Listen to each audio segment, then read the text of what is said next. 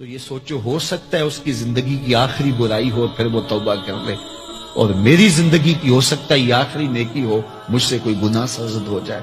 کتنے لوگ ہیں جو مرتبہ کمال پہ پہنچے لڑک گئے، بڑے بڑے لوگ تھے لیکن انجام ٹھیک نہیں ہوا۔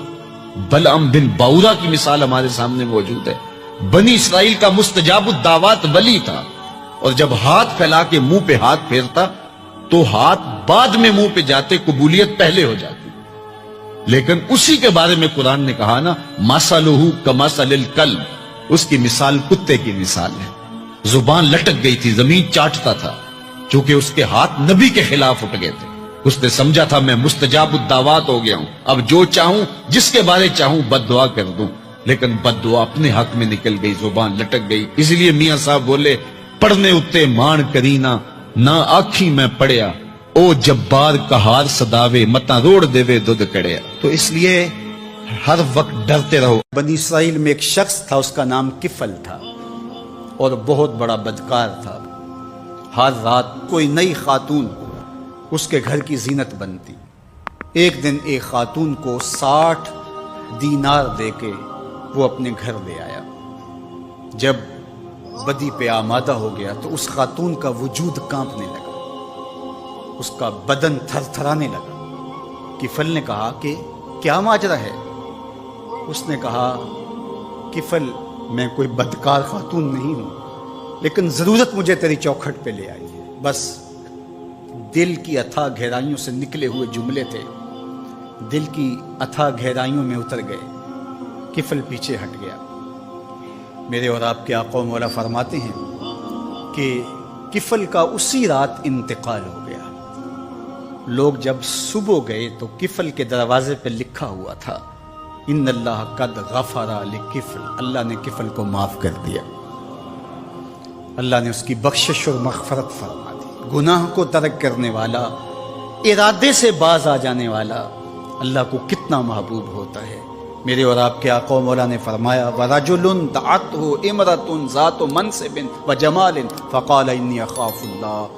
وہ شخص جس کو کسی خاتون نے دعوت گناہ دی، یا خاتون ہے اس کو مرد نے دعوت گناہ دی، اور اس نے کیا کہا، انی اخاف اللہ، میں اللہ سے ڈرتا ہوں، یا خاتون نے کہا میں اللہ سے ڈرتی ہوں۔ تو میرے اور آپ کے آقا و مولا فرماتے ہیں، قیامت کے دن جب کوئی سایہ نہیں ہوگا، اللہ اس کو اپنے عرش کا ٹھنڈا سایہ عطا فرمائے۔ کتنی بڑی بات ہے، حشر کے دن اللہ کی رحمتوں کے سائبان تلے ہو۔ یا ایھا الذین آمنوا اتقوا اللہ، اے ایمان والو اللہ سے ڈر جاؤ۔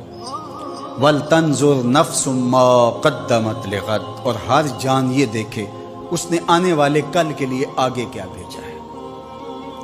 حضور علیہ السلام نے ارشاد فرمایا، حضرت ابو ہریرہ رضی اللہ تعالیٰ عنہ سے مروی ہے کہ جب کوئی شخص فوت ہوتا ہے تو لوگ کہتے ہیں اس نے پیچھے کیا چھوڑا، فرشتے کہتے ہیں اس نے آگے کیا بھیجا۔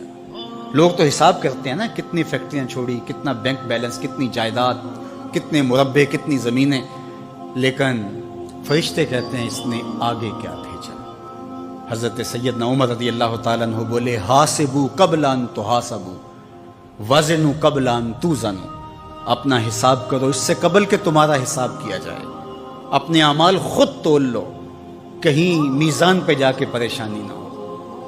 عمرے سے، حج سے جب واپس آتے ہیں تو جب آخری دن ہوتا ہے تو ہر بندہ اپنا سامان تول رہا ہوتا ہے، کیوں میاں؟ ایئرپورٹ پہ پریشانی نہ ہو۔ حالانکہ اگر 2، 3، 4 کلو بڑھ بھی گیا تو وہ ویسے بھی گزرنے دیتے ہیں، یا چند ریال دیں گے تو آپ گزر جائیں گے، لیکن اس کے باوجود چند لمحوں کی پریشانی سے بچنے کے لیے بار بار اپنا سامان توڑ رہے ہوتے ہیں کہ وہاں جا کے پریشانی نہ ہو۔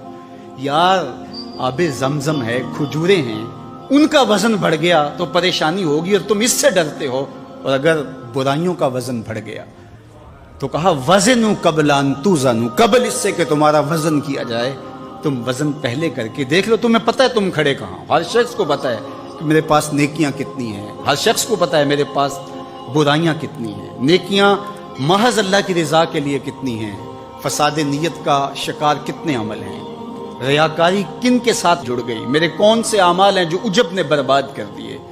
ہر بندے کو پتہ ہے کہ میں کہاں کھڑا ہوں، اپنے عمل کا اسے محاسبہ کرنا چاہیے۔ وَلْتَنْظُرْ نَفْسٌ مَا قَدَّمَتْ لِغَدٍ، ہر جان دیکھے اس نے آنے والے کل کے لیے آگے کیا بھیجا ہے۔ یہاں تو دیکھتے ہو کہ پیچھے کیا چھوڑا ہے، لیکن آگے کیا بھیجا ہے۔ آج اگر تم نہیں سوچو گے تو ایک دن آئے گا، علمت نفس ما قدمت واخرت۔ اللہ تعالیٰ ارشاد فرماتا ہے کہ ایک وقت آئے گا کہ ہر جان دیکھ لے گی کہ اس نے آگے کیا بھیجا اور اس نے پیچھے کیا چھوڑا۔ ہر چیز تشت ازبام ہو جائے گی۔ وَحُصِّلَ مَا فِي الصُّدُورِ، سینوں کے اندر چھپے ہوئے راز بھی باہر آ جائیں گے۔ جب سینوں کی چھپی چیزیں بھی تشت ازبام ہو جائیں گی تو باقی کیا بچے گا؟ تو کتنا سخت دن ہوگا۔ تو اس دن کی آج تیاری کرنا ہوگی۔ ہمیں بتایا گیا ہے دنیا دارالعمل ہے، جہاں جو کرو گے کل قیامت کے دن اس کی جزا یا اس کی سزا تمہیں دیکھنا ہوگی۔ اور قیامت کے دن جب نامہ اعمال ہاتھ میں دیا جائے گا، بندہ حیرت زدہ ہوگا، آنکھیں پھٹی کی پھٹی رہ جائے گی۔ ما لہذا الکتاب لا یغادر صغیرۃ ولا کبیرۃ الا احصاها، ہائے اس کتاب کو کیا ہو گیا، اس نے چھوٹی بڑی کوئی بات نہیں چھوڑی، سب کچھ لکھ دیا۔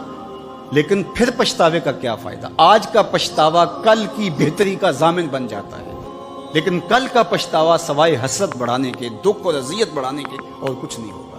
اس لیے آج میں اور آپ دیکھیں کہ ہم کھڑے کہاں ہیں۔ اور جب بندہ اللہ کے حضور رجوع لے آتا ہے تو پھر اس کے گناہ جتنے مرضی ہوں اللہ تعالیٰ معاف فرما دیتا ہے۔ آپ نے بنی اسرائیل کے اس شخص کا قصہ سنا ہوگا، کتب صحاح میں موجود ہے، بخاری و مسلم میں موجود ہے، کہ جس نے 99 قتل کیے تھے اور پھر اس کے دل میں احساس جاگا کہ میں بڑا ظلم کر بیٹھا ہوں۔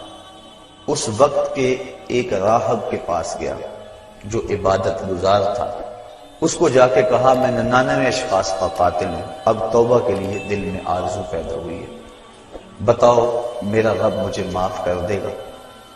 تو اس نے کہا نہیں اتنے قتل اور معافی یہ کیسے ہو سکتا ہے، کیونکہ وہ خوش